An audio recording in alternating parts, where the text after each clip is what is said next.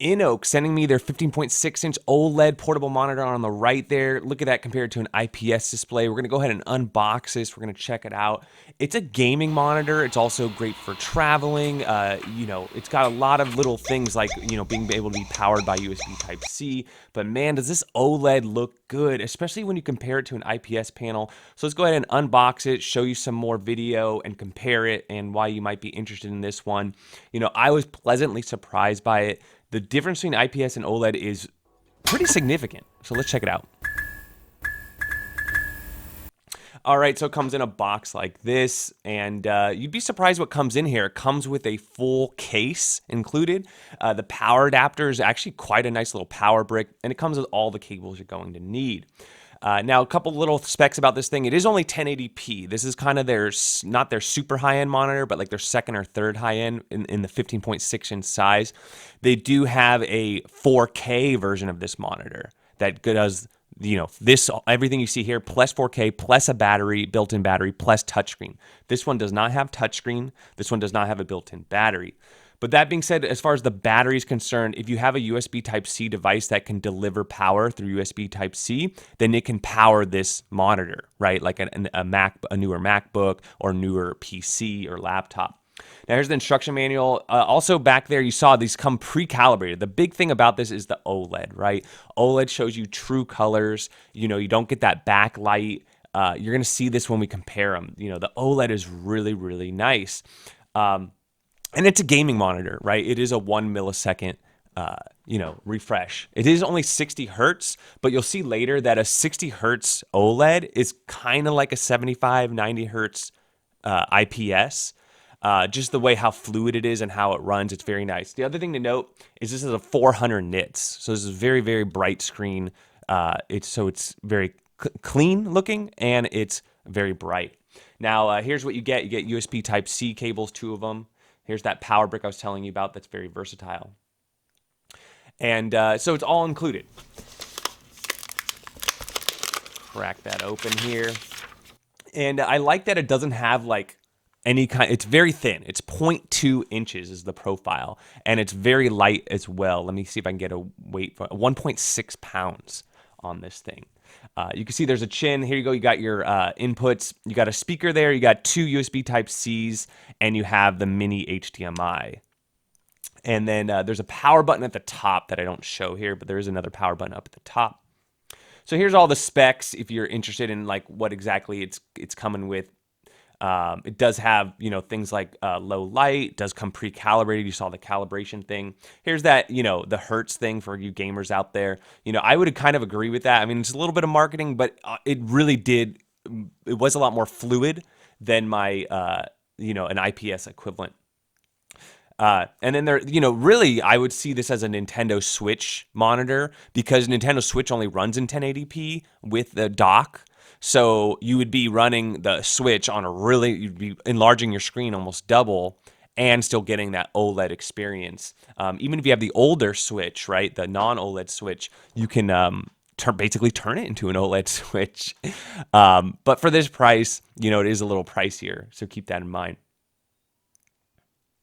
So here I am hooking it up to my cell phone. One of those cables on the right is a data cable. One of those is the power cable.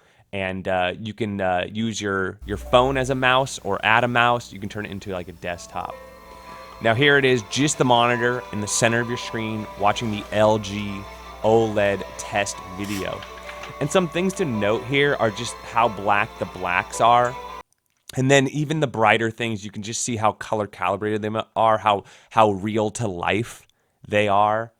And then it's just the camera will move in and out as far as, going in and out of focus, as well as, showing the light moving around the screen. So you can see, certain sections of the screen go from a brighter color, to the blacks. And they're like, you've heard it before. And if you haven't, OLED makes blacks black. Like it's as black as you can get as far as with monitor technology, where with any kind of LED or LCD, there's a backlit panel in the back of there, and you can sometimes, see the lights come through the screen, as well as the blacks aren't truly black because it's trying to mimic it, and it's just not able to do it.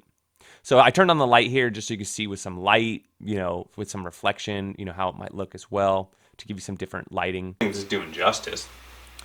And then gaming, just playing a little Fortnite, you know, this is only 1080p. If you get the 4K, you can absolutely game in 4K. But remember, in order to game in 4K, you do need to have a graphics card that's capable of running 4K content, right? So like a 30 series, like a 2070, a 3070 GTX, you know, something like that. But you can see here, just like when I move around, it's just so fluid, right? There's no tearing. It looks like I'm playing with a high refresh rate, even though it's only at 60 hertz. And then the colors just really punch out at me. And that's why I played Fortnite too. I think it's pretty, this Unreal Engine, it looks really good. Like the colors are just really nice. You can really see the contrast and just, you know, the different spectrum of colors here. I died. And then now for the comparison video.